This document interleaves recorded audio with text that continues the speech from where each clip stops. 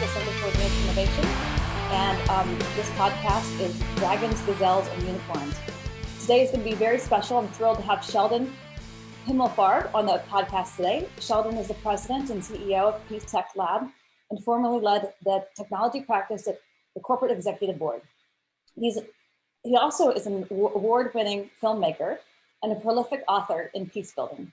So Sheldon, I'm really thrilled to have you on the podcast today. Thank you so much for joining.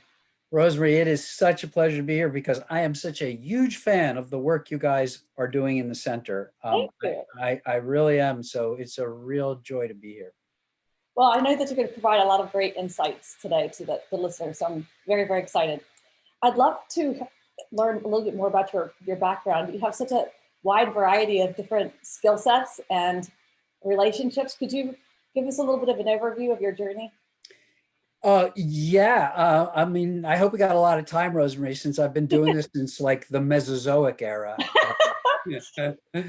But when I think about my career, it kind of breaks up into decades, if you will.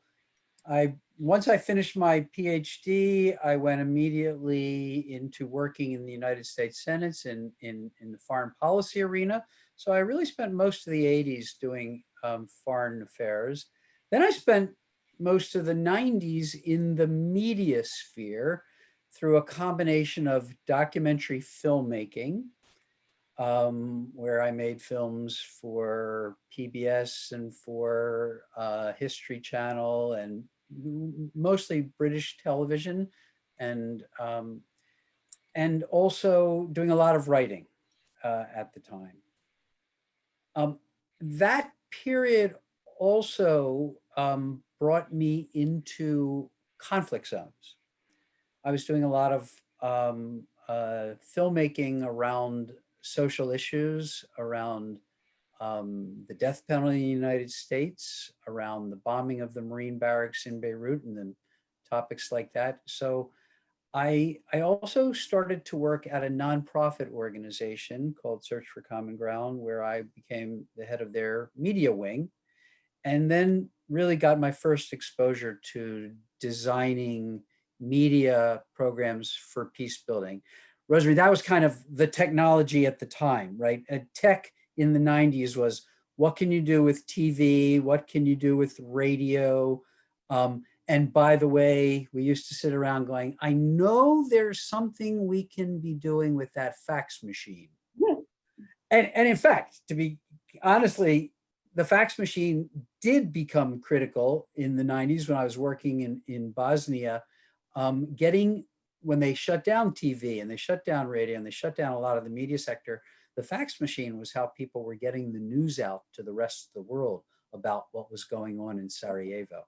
So that was the 90s. I was really in kind of the media sphere, both in filmmaking for commercial and public sector channels, as well as in the conflict area. And then, at the end of the 90s, of course, we all got drawn into the exciting internet revolution there. And so I spent most of the first decade of the 2000s.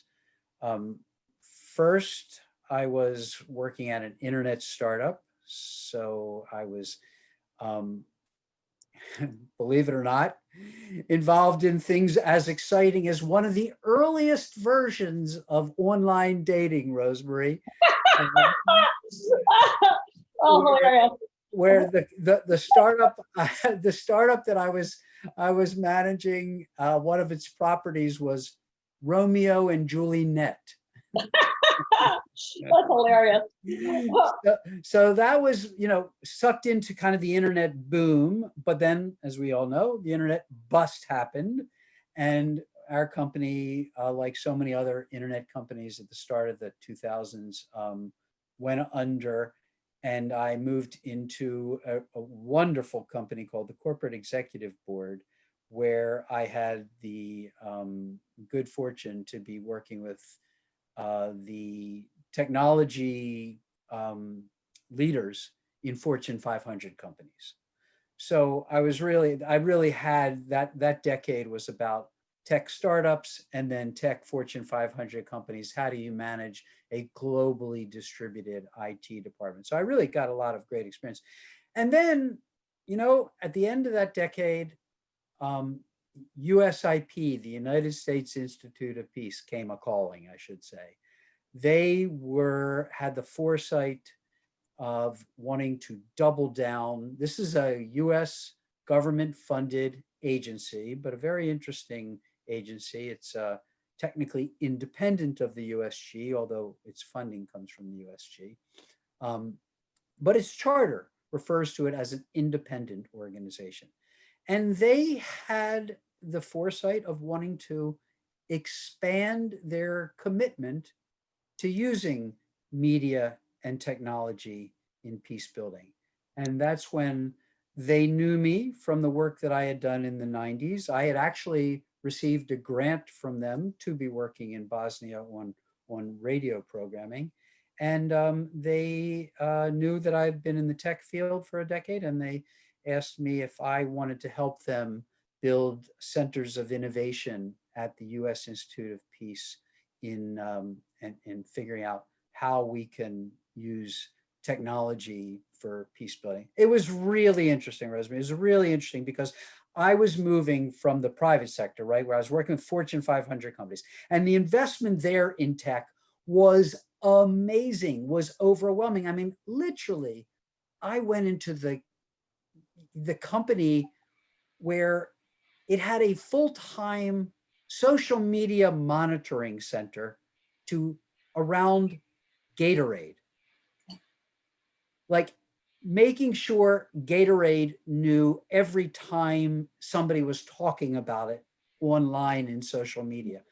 I go from there to the US Institute of Peace, where I'm working in conflict countries, and you have no idea in some of these places. Like, we're working in Burundi.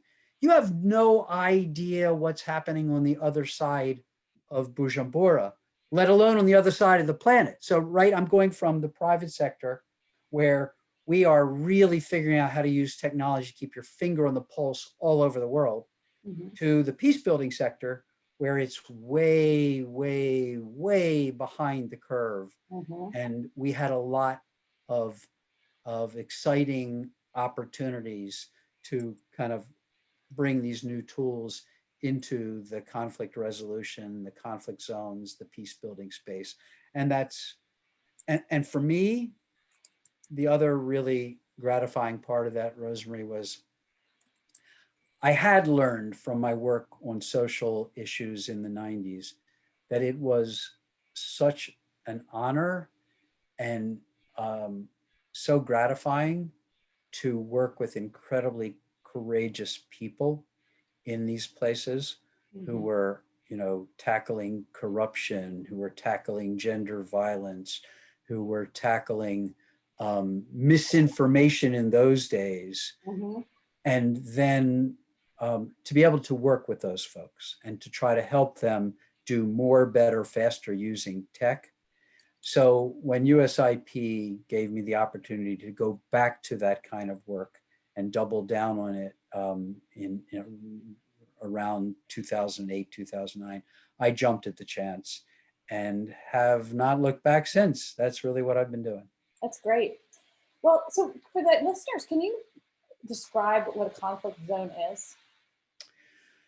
Yeah, it's a really excellent question, because there really is not clarity in anyone's mind. There's no clarity around what constitutes a conflict zone. That's something I've certainly learned. But you can look to things like fragile states indices in order to get a sense of where, or even the Global Peace Index produced by the Institute of Economics and Peace. Where is there violent conflict that is happening at levels that are really disrupting everyday existence, stability, security, and prosperity. That's how I would really define it. But you know what? It really depends on the countries, because some countries are uh, in conflict one year and not the next. Some countries are considered conflict zones one year and not the next. We're not hearing, for example, today you don't hear almost anything any longer about what's going on in Bosnia, which of course was the site of just horrible violence in the 90s and early 2000s. So you are very eloquent when you talk about what causes conflict. We've had this conversation before. Could you maybe describe some of the root causes of conflict? Yeah, and I think that's important, that we don't, the opposite of conflict, right, is the peace building field. And I think it's really important because most people have, or a lot of people, I should say, have this idea of peace as this soft and, fuzzy Woodstock-like word. But in point of fact, conflict, this disruption that I'm talking about, and the peace that you want to see, is really a set of conditions, right? There's really 5 end states that are required for stability and security. So you need to have sustainable economy. You need to have rule of law. You need to have security. You need to have social well-being, and you need to have governance. Those things have to be operating in concert in order to really build a lasting peace. So could you describe more the rule of law?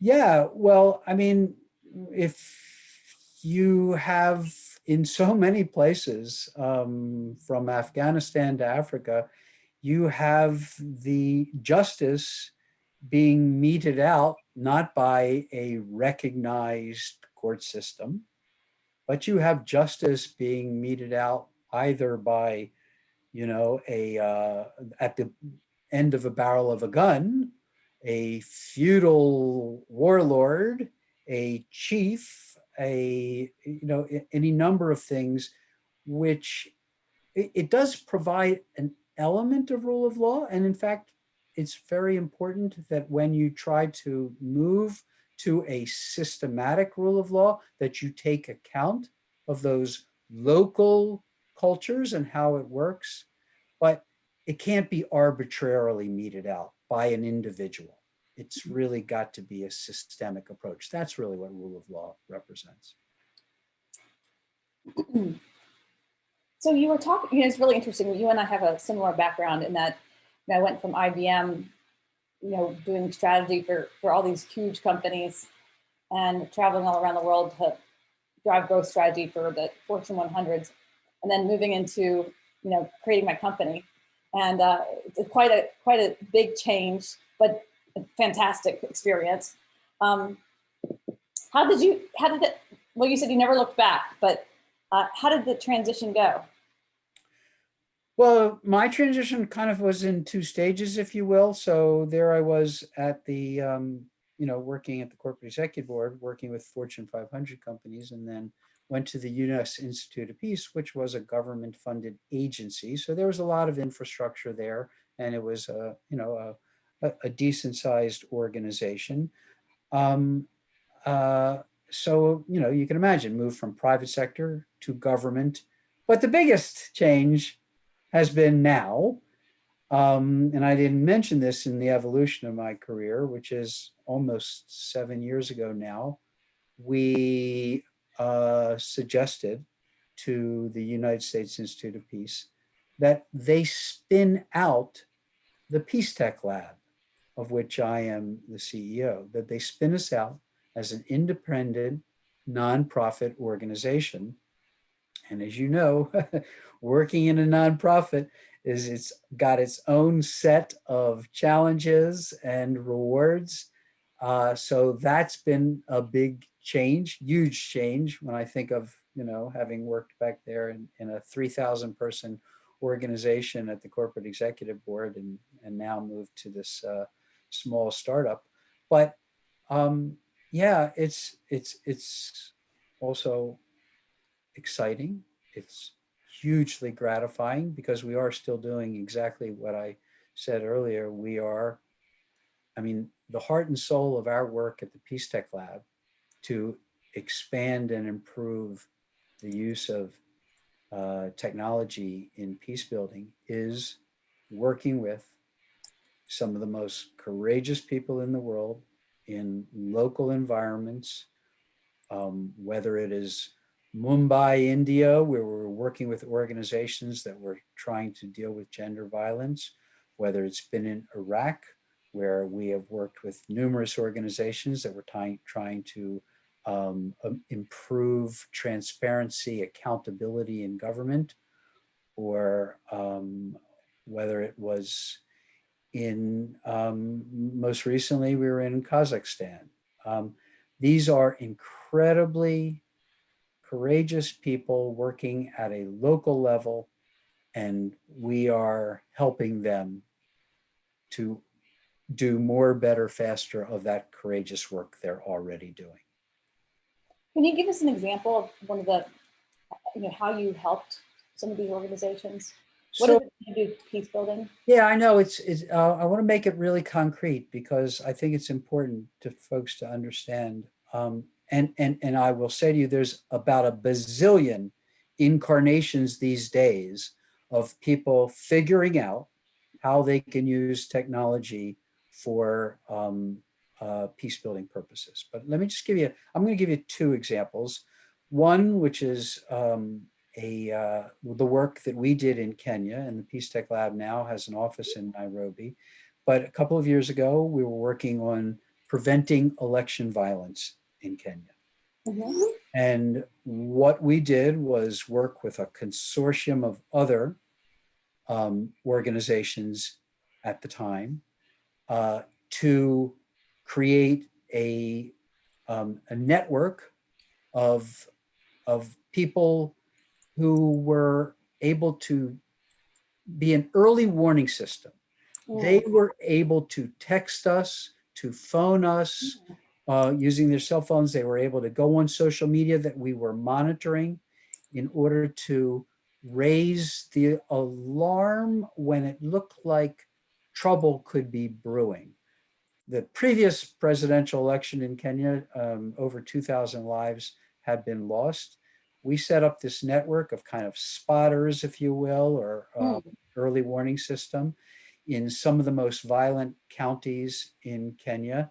And we did what we called peace texting. And then we worked with local organizations in Kenya that when we would receive this information, they would help to validate it, verify it, and go out and interrupt the possibility of the violence escalating. So that was a way of using cell phones, social media, text messaging in order to save lives. And you see in that election that a lot of less lives were lost. And I am absolutely certain that the efforts of many of us, many organizations working to leverage the power of tech for early warning and early action was a key component of that.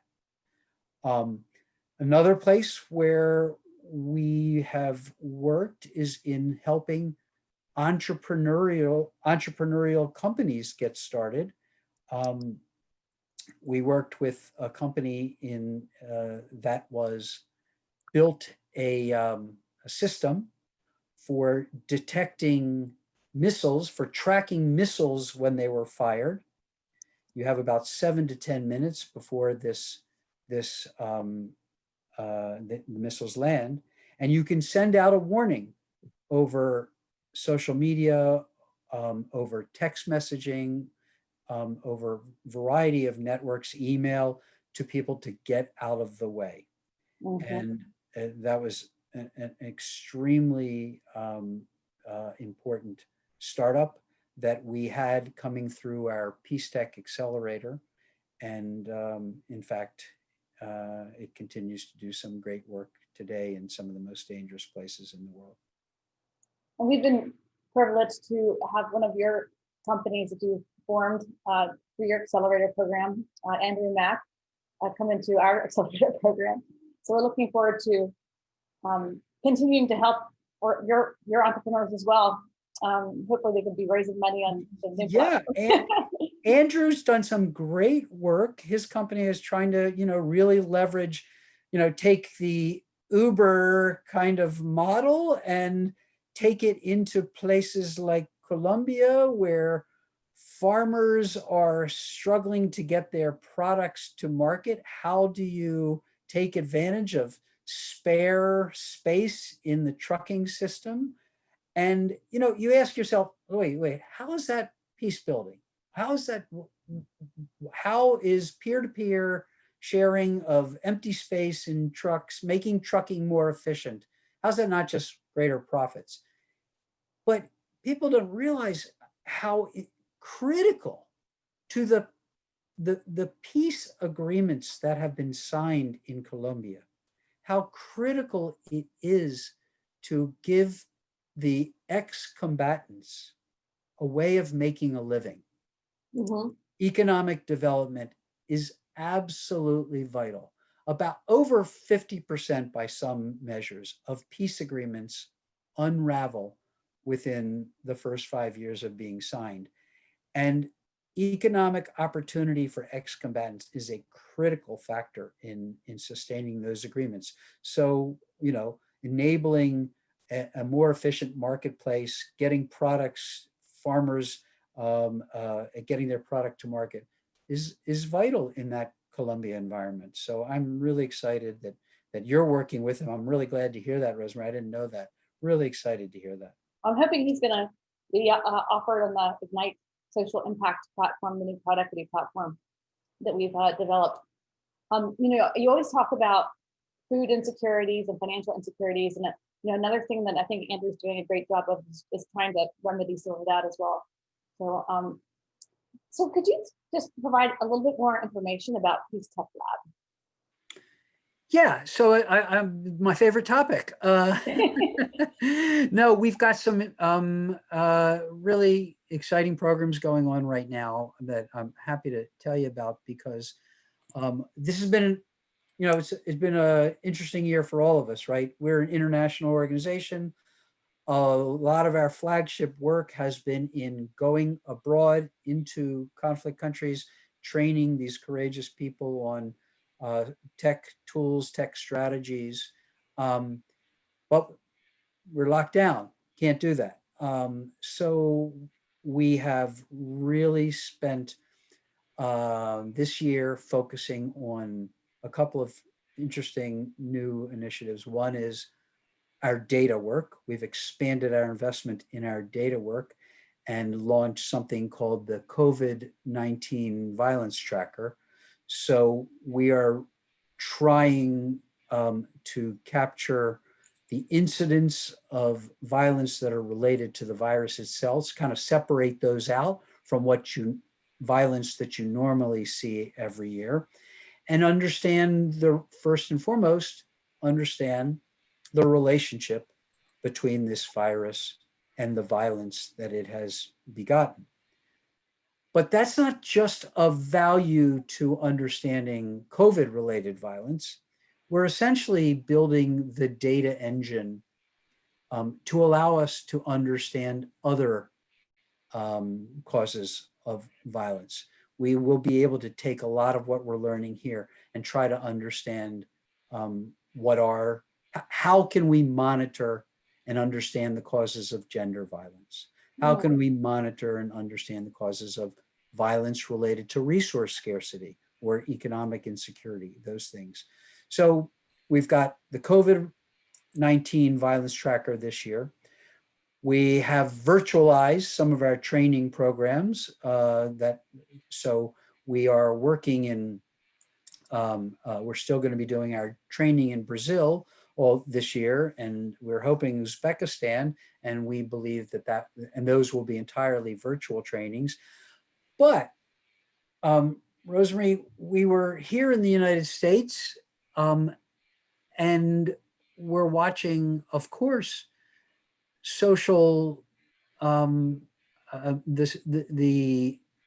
the George Floyd killing, Breonna Taylor, and others, and thinking we must take some of the lessons that we have learned in working on these issues of social justice abroad.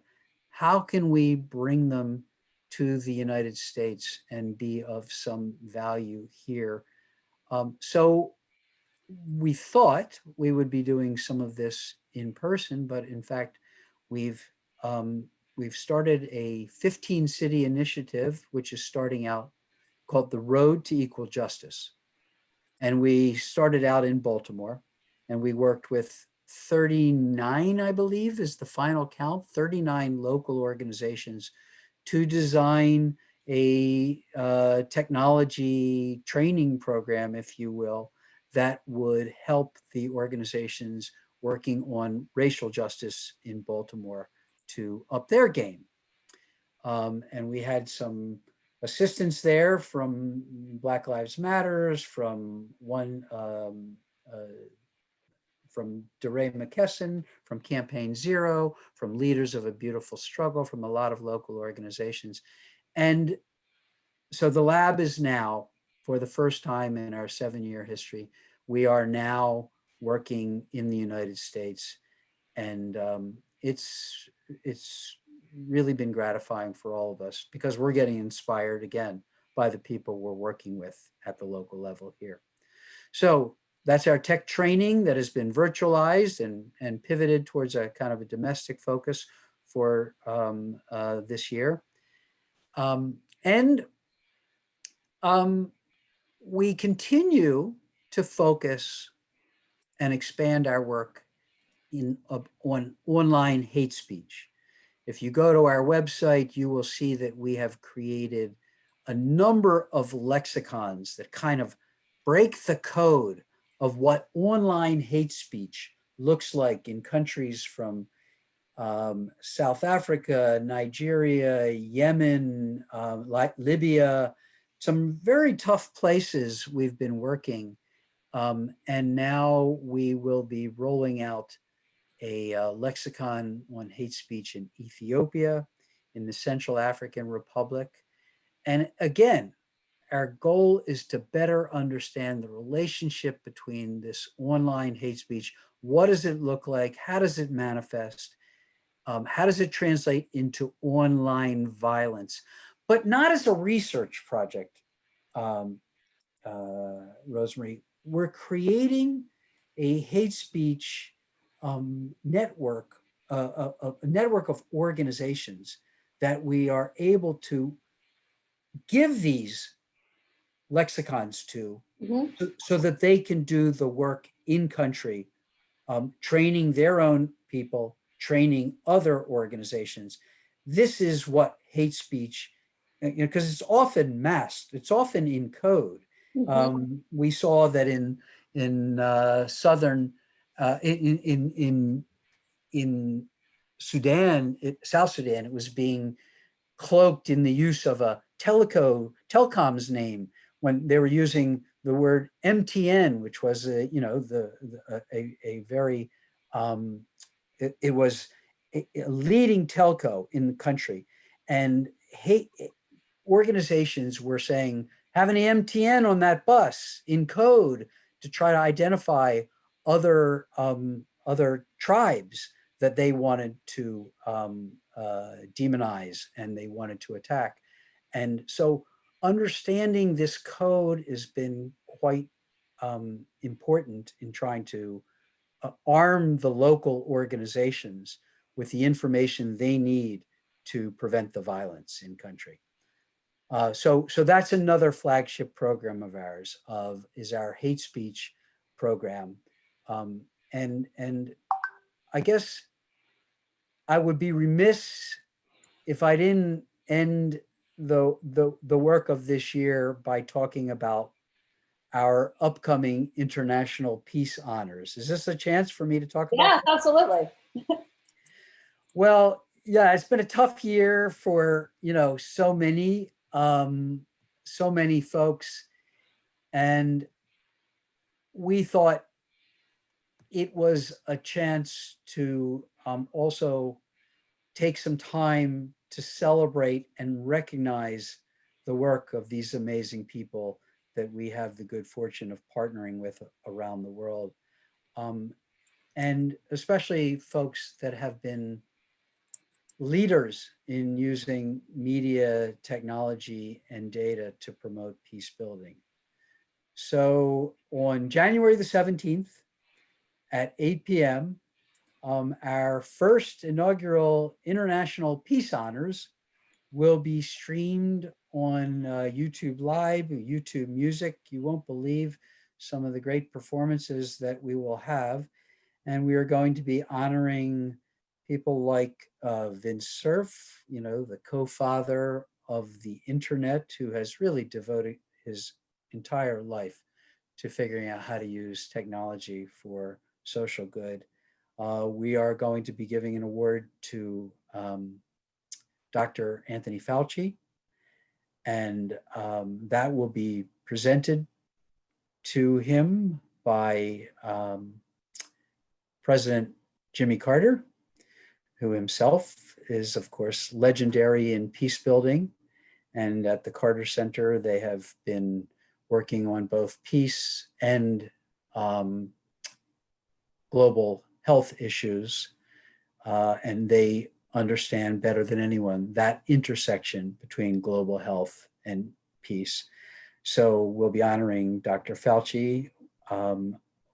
We will be honoring Opal Tometi, the co-founder of Black Lives Matters, who also was really the pioneer in their social media strategy. We will be honoring Ricky Martin, who people know him as a great musician and pop star, but he has also been a great humanitarian. And he has showed us the power of using social media to support social good, social causes. And then we'll be honoring Amazonian Chief Raoni, who has also been a pioneer in the use, in understanding environmental issues and safeguarding the rights of indigenous groups. And to help honor Chief Raoni, Sting will be presenting that award, and also we'll hear some of his music. So it's going to be an incredible evening of performances of world leaders. And then we will also put the spotlight on some of the local organizations, the local peace builders that we work with every day around the world. And I got to tell you, I cannot wait for this event. Yes, and we'll put the link to all the information on this wonderful gala on LinkedIn and also on the YouTube channel here, International Peace Honors. It's going to be epic for sure. I can't wait to participate in that. And you mentioned the hate speech platform that you have, the COVID-19 violence tracker, the Road to Social Justice program, the virtual training program that you are going to be launching. Well, you have launched in the past, and you're going to potentially be pursuing that again? Yeah. I'm sorry, pursuing which one? Your accelerator program? Oh, yeah. We are. Yes, we are excited. We're hoping to continue our work, which is supporting entrepreneurs, supporting PeaceTech entrepreneurs in particular, organizations that are doing this great work and are honestly figuring out how they marry the double bottom line, peace with profits. That's been a real joy for us. We take this word, Rosemary, we take this word lab in our title very seriously. And we're always trying to think of how we can find new, better ways to leverage. Tech disrupts everything. So for example, the other thing we're excited about in 2021 is we are excited to be incubating several programs aimed at the Middle East region, because we've got some outstanding funder support for innovating in the use of tech for peace building there. Places like Iraq, where we have done a lot of training in the past. Elsewhere, such as Lebanon. Lebanon is going through such turbulent times, and with change comes opportunity. And again, courageous people in Lebanon have recognized this, and we are working right now with them to try to design some great programs that I look forward to talking with you about in the future. How do people find out more about these different programs? Can they just go to your website, or do you have a suggestion? Yeah. So definitely please go to peacetechlab.org and look at the programs there.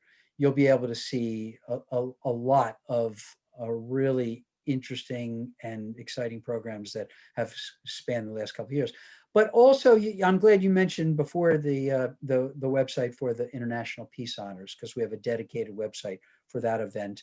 And you know what, Rosemary, people need to join us.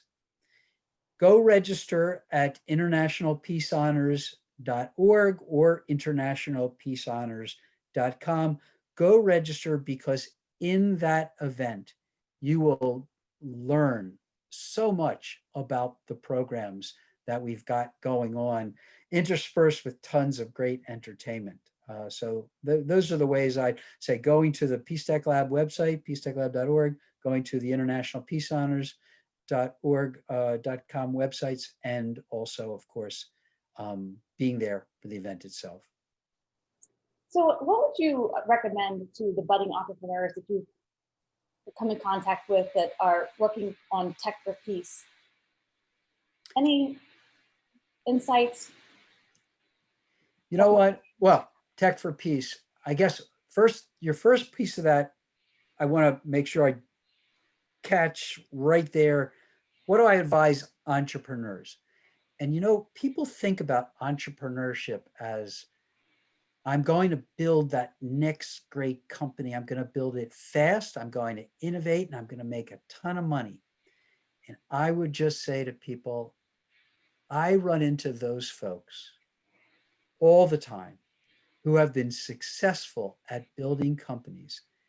And what they want to do now is come work with us in the PeaceTech Lab, because social entrepreneurship is what they're figuring out as being incredibly gratifying.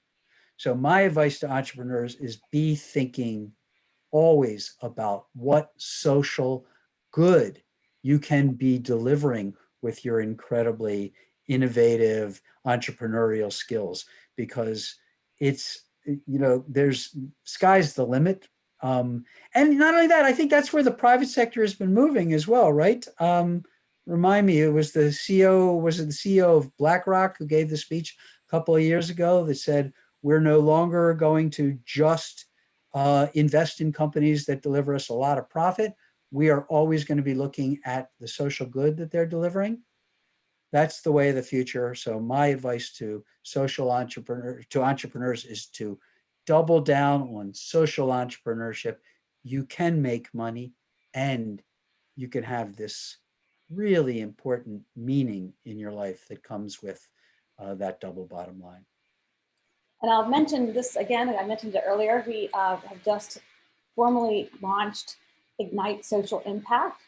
It's ignitesocialimpact.com, which is a platform for companies that want to that are doing work in the impact area, social impact area, to raise up to $5 million, and for impact investing. So both accredited and non-accredited investors can come onto the platform and put money into these budding entrepreneurs that really do the double bottom line. They are interested in social impact, and they are interested in making some money. It is so great that you're doing that, because of course, you need that fuel, you need that jet fuel of the capital to help build these organizations out.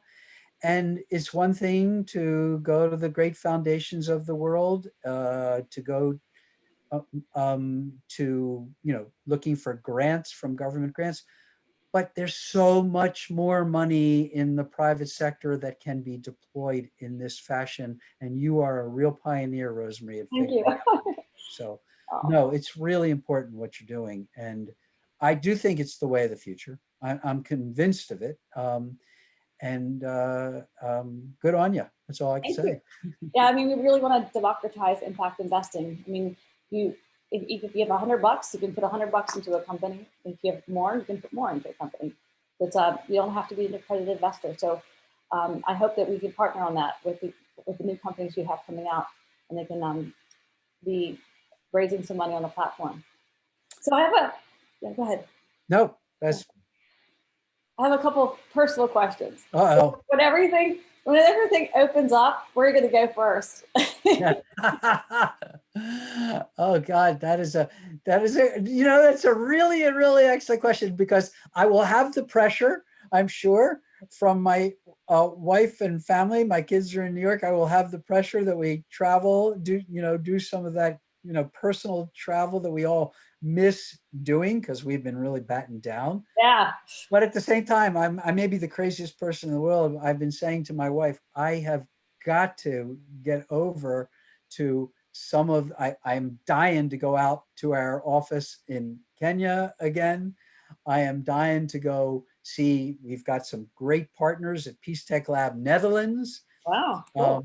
And we have these terrific programs. This year, we're going to be working in Brazil, Uzbekistan. I want to be there for those trainings. But, I'm also like incredibly pumped to be able to work in the United States with this 15-city initiative. I think the first half a dozen will probably all be remote training, but I think the second dozen or so of these will be in different cities around the United States, and traveling to those cities to work with the local organizations who are doing great work in social justice will be a big draw. So I don't know. I can't tell you which one I'm going to go to first, but there's no shortage of things that I want to be doing to get out and start meeting people in person on this journey. Yeah, it's amazing. If anyone had ever told me that I would spend more than 6 months without traveling, I would never believe them. There's no way. I would have said, "Are you out of your mind?" It's crazy going from the what I was doing at IBM, 3 countries a week to nothing.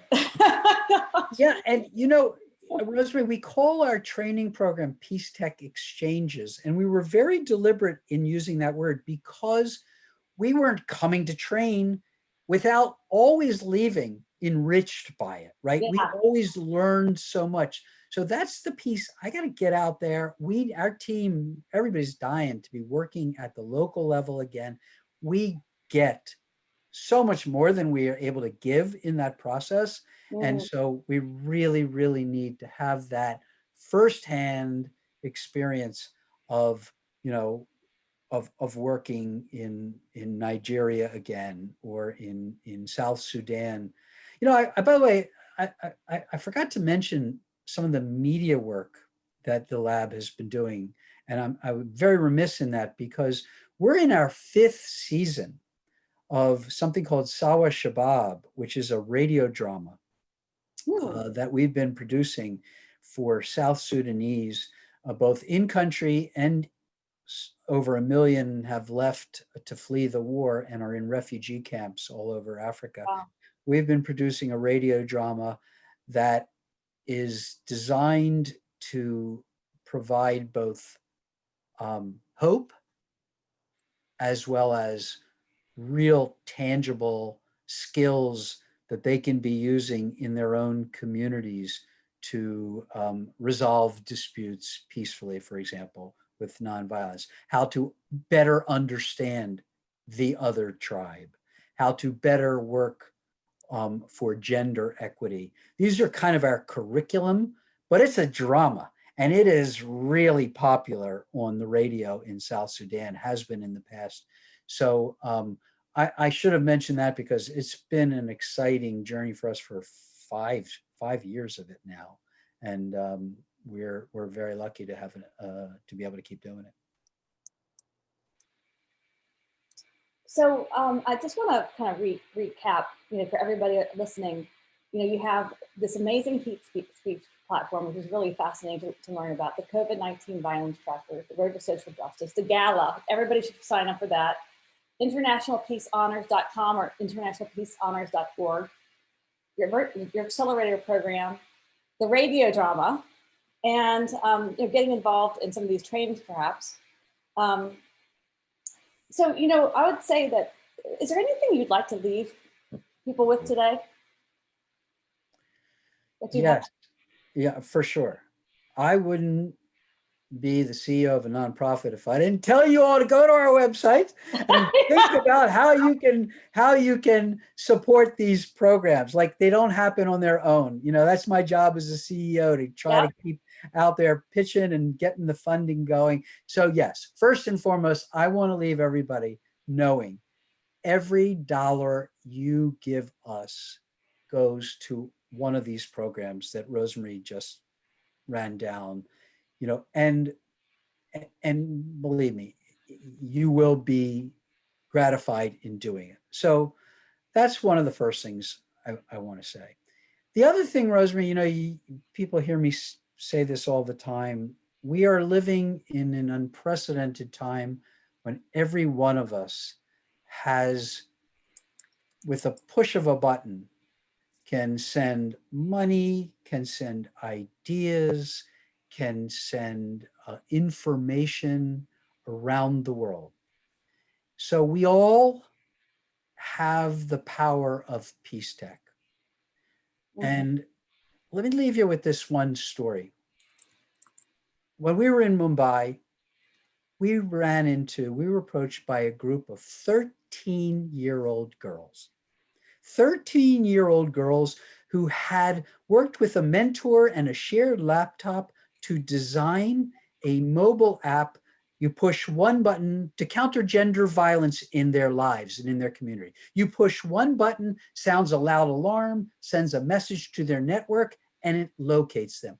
These are 13-year-old girls in the Dharavi slums of Mumbai. Wow. So that's the way of the future. These are the people we want to be able to support. You can download their app. You can send money through us to organizations like that. There are many ways that we all have the power of PeaceTech. And it's really worth thinking hard about that, which, by the way, in the next year, this coming year, I'm excited about creating a toolkit for everyone to be able to leverage the tools at their fingertips for peace building purposes. That's going to be an upcoming project of ours. Awesome. So I have to tell you, Sheldon, you're incredibly inspiring, and you have provided some incredible insights today. I look forward to seeing you continue to, I would call it, architect and engineer peace. And just to leave everybody with a couple of the more nuggets that you mentioned, always think about the social good you can create. It's very gratifying. We all have the power of PeaceTech.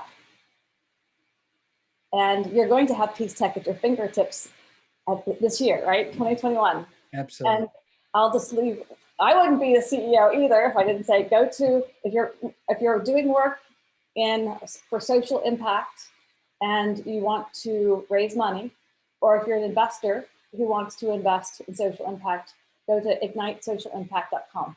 And thank you so much, Sheldon. This has been spectacular. You really are. Rosemary, thank you so much for inviting me. You're incredibly gracious, and just keep doing this great work that you're doing. I really am a huge admirer. So thank you.